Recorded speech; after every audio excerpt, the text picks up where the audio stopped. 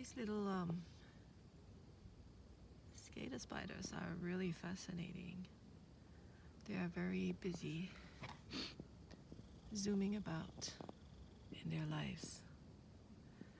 It must be morning rush hour by the lake, I think.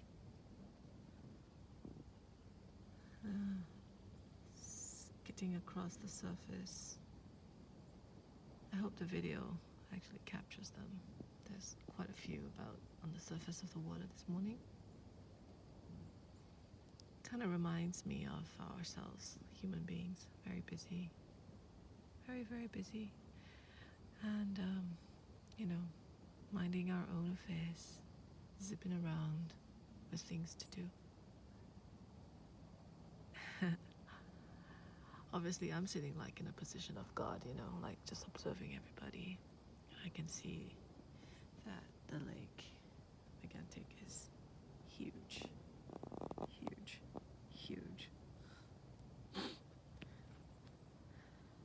It's like sometimes we're so engrossed in our own little personal affairs and our own world and our own things and check boxes to tick that, kind of like pass by the whole point of living. Or we don't see the ocean, we don't see the lake, we don't see the cosmos, the grander scales of things, because we're so self-absorbed.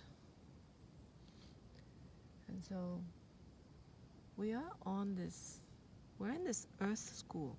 That's what I feel, and we have this body to be incarnated. So the question is always like, what is the purpose of living? What is the point of being here? What mission do I have in this earth school?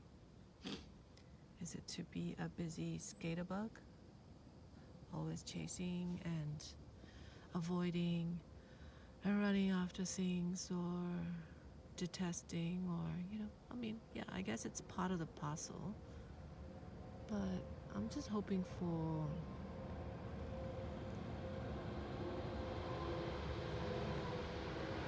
maybe there's a bigger point of it all, right?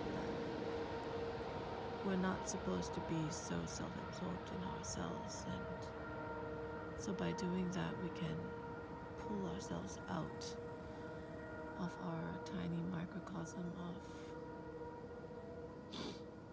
self, ego self, right? And to be able to see the bigger scale of things and to have a wider sense of vision, perspective, appreciation, understanding, and knowingness. What do you think? Definitely think we are in an earth school. And that's the matter, the body, the heaviness, the physicality, the senses, the tastes, all that good stuff. Bad stuff too, of course. The pain, the disease,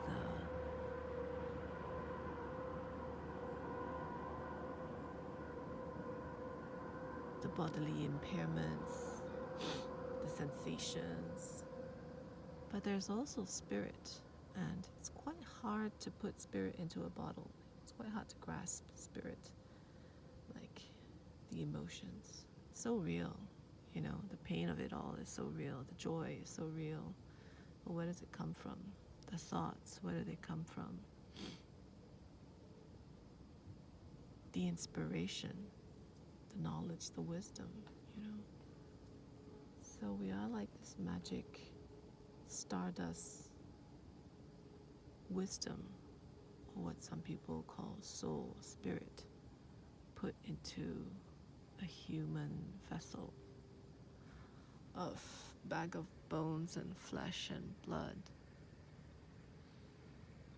But the spirit is very strong. Spirit knows and guides us. So as if somewhere there is the mind, But above the mind, there's intuition and inner knowingness, and sort of like an inner guide, like a connection to the divine. Sometimes becomes very, very clear when we're still, not when we're busy scuttering about like these little fellas, self-absorbed in our self-pity and our wanting to get ahead of ourselves.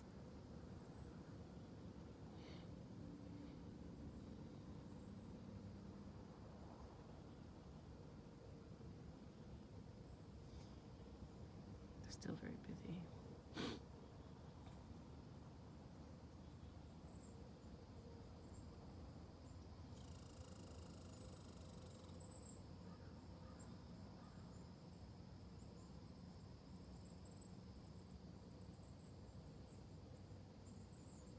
But it's all beautiful, regardless. Very beautiful. The Spirit is just telling us or guiding us to be bigger than ourselves, right?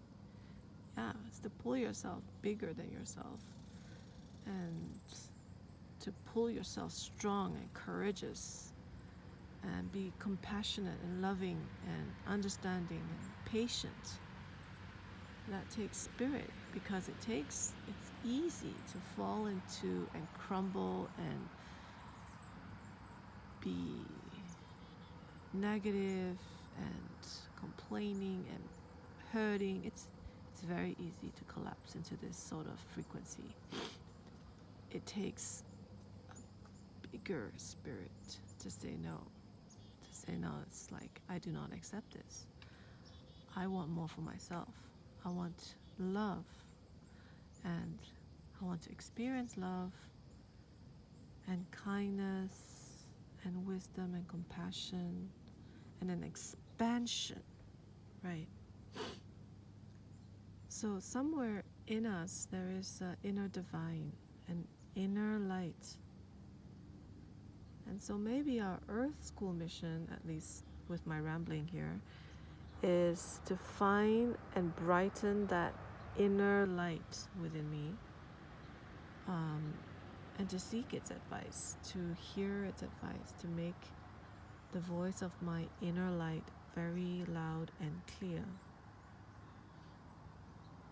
so that my days on this planet Earth as me, as Kate, is guided by the inner light, no matter what happens. No matter what life brings to me, is I am faithful to the inner light that's guiding me to be bigger than myself, kind, strong, compassionate, wise, and not get affected by the ebb and flow of life, by influences from society, community, that I have my own judgment about things and my own feeling and perception, and I'm unaffected in some way because I'm guided by the inner light.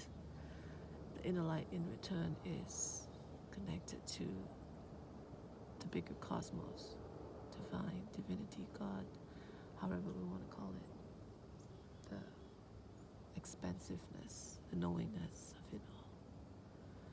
And that can't be tangibilized either.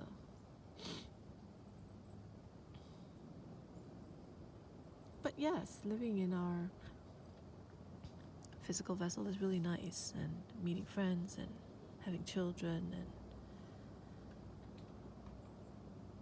communities, it's all good. It's just somehow learn to be part of this world, but not too much part of it, like be part of this world, but in a sense also remain a little detached. Remain connected to heaven.